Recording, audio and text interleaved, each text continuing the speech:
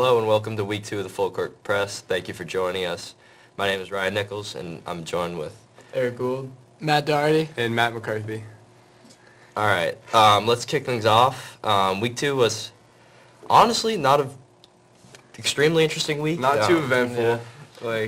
Kind of seems like everything went the way everybody thought it was going to go, except for a few games here and there. But we can start off on game Hogan and last. Looks like Hogan took the dub 39-35. Ryan Primo decided to show up. Yeah, big game from him, from the big man down low, or probably on the arc too. Actually, yeah. I was at the game. He was shooting some threes. It's good to see. I heard a couple of self-proclaimed stats by him. 14 rebounds, I believe, and 6 blocks, I think.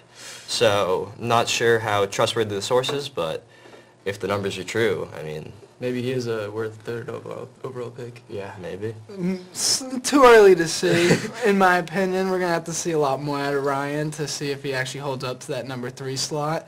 But moving on to Gilboa and McGinn. McGinn took a little bit of a fat L this week with a 20-point loss to Gilboa, with Max Kaplan scoring 11 points and Aria with 9.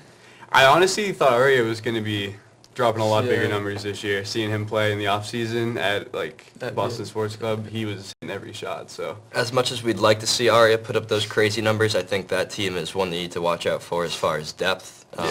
They have good shooters, good dribblers, good athletes up and down the lineup, and I don't think we'll need to see those big numbers out of Aria, but if he does want to put them up, I believe he could.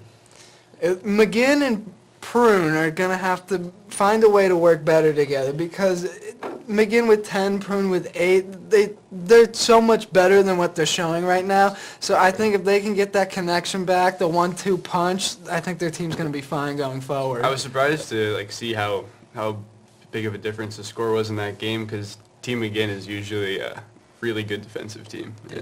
Something I'd like to see from Team McGinn is when McGinn and Prune aren't like on their game, I would like to see the bench kind of step up a little bit more, because they only scored 27 points as a team and they had 18 combined. So yeah, true. And they need some bigger work out of the bench next week. Yeah. Moving over to Schiffman and Townsend, a game that I think all of us would like to forget. Schiffman only putting up 31 points as a team, and Townsend putting up 22. Getting a dub with 31. Yeah, that is very interesting. Absolutely. Would you like to shed some light on that? We got one of the players? teammates right here. Being on Team Schiffman, second leading scorer, I might add, right here. with 9 points. Not the prettiest of numbers, but I think the numbers speak pretty loud for themselves. 22 points is very little even for a RecBall game. So I think you have to take a look at our D and say, dang, I'm a little nervous. But offensively, you also look at that 31 and say, I'm not very nervous. And I think speaking on 31 is just team chemistry. The first 2-3 weeks of RecBall is always kind of rocky just because teams aren't together too much. The break takes away from practice time, and I think that just kind of chipped away at not just our team's chemistry, but our team's basketball skill. I think kind of hit the league in general. This week 2 is usually one of the rougher RecBall weeks, since people have been off for a week and a half doing nothing much but sitting on their couch and eating. So I think it's always a break-in week, I think, again. But so I think the teams will start to play well together in the upcoming weeks. Shifting over to someone who seems to have lost no stride in their basketball is Zach Walker with Team Kelly against Team Philbrook, and Team Kelly demolished. Cool 31 from Walker. Just a casual 31 for no, Zach. He showed up, he played, he dropped 31 points and left. That's just Zach for you. Just the size, the athleticism, and he's honestly shocking everybody with how well he's shooting, I feel like, because I don't think anybody expected him to shoot that high percentage from that far away from the basket. Yeah, I had the privilege to try my shot at covering Zach this week, and he can shoot. He can definitely shoot. Scoring the same amount of points as Schiffman as a team. Yeah.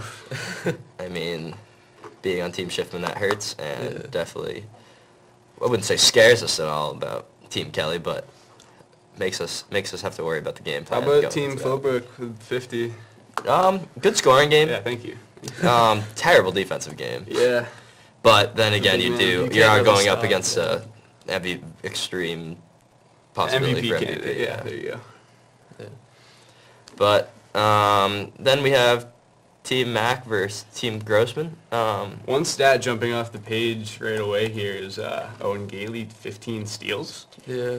Is that a real stat? I mean, I'm on Team Grossman. I'd say it's probably accurate. We Wow. had probably around like 25 turnovers as a team. Yeah, we have to improve on that if we want to win some games. Still keeping it pretty close for 25 turnovers, Yeah. though, so if Yeah. you can fix that. Yeah. Solid games by Eli and Sid for Team Mac, though. Eli putting up 18. Another solid MVP candidate. Big fundamental. That's a And- two-headed monster that like is people are gonna have to start worrying about with Eli and Sid because Yeah. that's now 2 games where they both played very well and scored the majority of their team's points. I'm not gonna lie, I was very impressed by Sid. I Sid didn't- can ball. Very Yeah. underrated player. Yeah, he is very underrated. Good scorer, good outside shooter, and I think teams are definitely going to have to worry about him. Yeah. Team Meyer and Team Croft, that is a Close game. Yeah. close game. Mhm. The leading scorers being very close with, for Team Meyer, Nearbon and Zach Levine both having 13, and then Matt Crowley for Croft having 14. I don't think Keith showed up to that game, so maybe Croft could have had a better chance if Keith showed up, but, it's still a close game, so. It's nice to see a good game from Matty Crowley on Team Croft this year. I think that team can be pretty good if they start to click, I think. Yeah. And then, speaking of absolute forces, Team Barry. I'd say this is the game of the week, Barry versus Yeah. Bersani. Absolutely. Yeah. Bersani also a very strong team with the dynamic duo of Brendan McCaffrey and Pete Bersani, but Barry's full court press is tough to beat even with the best of backcourts, Yeah. and I think they showed that pretty well with the amount of steals. Just being in the fan section for that, it was not easy to get it past half court against them. Yeah, Jackson Berry was all over everybody this Yeah. week. He was just very active on defense and was making all his shots, it seemed like. And they just have a very, very athletic and very long team, which I think helps them execute not only on their press, but just getting boards and running fast break. Is anybody else surprised at how well Jackson Berry is playing this year? Because I did not expect him to be a 20-plus points per game scorer. He kind of was last year. He was pretty Yeah, he close to was. that last year. Even He as an was- underclassman. Yeah, Yeah. underclassman last year. He was one of the better players in the league even, but I believe one of the only underclassmen to be invited to the All-Star game. yeah. And I think clearly showed that makes sense. I think Brendan McCaffrey is also going to be a player that people are going to fear just because Yeah. he's got the size of a Zach Walker, just a little bit shorter, but like he's so big that like when he gets into the paint, there's not a lot of kids that can like match up with him size-wise. So like for this Good year shooting, and too. for years or for next year too, he's going to be a big problem in RecBall. I'd say he's probably in the MVP race as well. Yeah, I would Definitely, yeah. agree with that. Pete Bersani also, got to give him a shout out. He's been playing very well. Even though he likes to talk, got a mouth on him. I'm going to tell you how good he is. I think he does kind of live up to his hype, and just be ready for Team Schiffman when we come for you. Another Calling low-scoring game was Team Corey versus Team Capella with Choate coming in big with 10 points. Probably a double-double out of that kid. I don't know how anybody boxes him out when he's on the floor. And Capello, Goodman with 6, Arjun with 6. French did not play, so I guess that's why you could see them only scoring 30 points because you're used to seeing Ryan score. Extra 25 Close. points. Yeah. Frenchie's there, honestly. Yeah, I think next week when Frenchie's back, that team is going to be a pretty good team at some point. If Frenchie can get his shots to fall, like any team he's on is going to be good. They're scrappy. And Yeah. Frenchie loves to find his teammates and get his team involved, so there's no doubt about that. So they were probably just a little lost without their court general in French. And then getting into the Monday night fun. Bersani versus Hogan. Pretty easy win for Bersani. Peter putting up 24, and Brendan helping out with 16. Pete showing he can lead a team on a Monday night. I think we're gonna see Pete and Brendan be, like 20-point scorers, each night. So that wasn't too much of a surprise. Definitely. Ryan Primo for Hogan put up another decent 12 points per game, or 12 points in this game, which as the number 3 overall pick, you'd like to see a little bit more out of him. I think he should be scoring 15, 16 points per game, just like size in general, just like he could get down low, and it's not like anybody can block his shot. So I feel like he needs to get down low a little bit more and start executing in the post. Definitely. He's got a lot of height to him. Yeah, use his advantage. Team Gilboa gets the 61-34 win against Capello.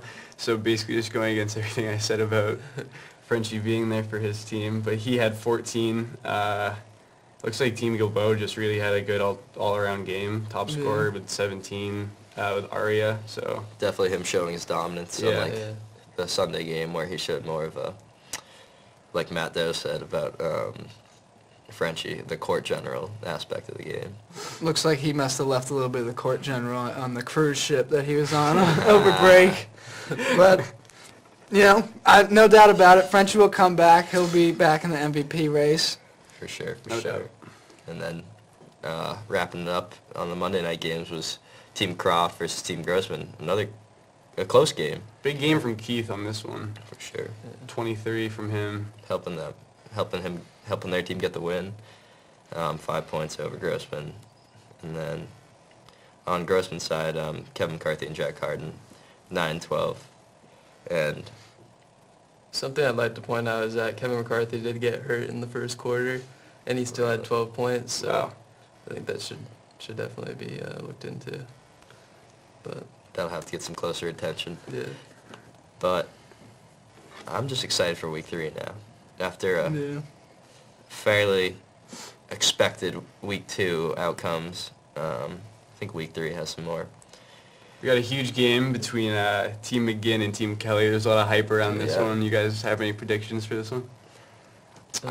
I see Team Kelly winning with Zach Walker being so dominant. Yeah. yeah.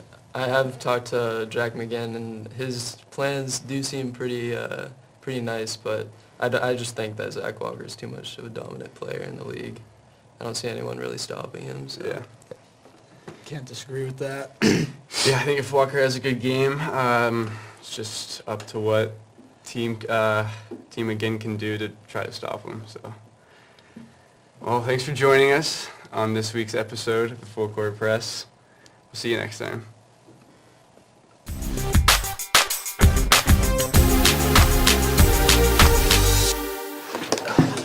Halfway decent. Is that right?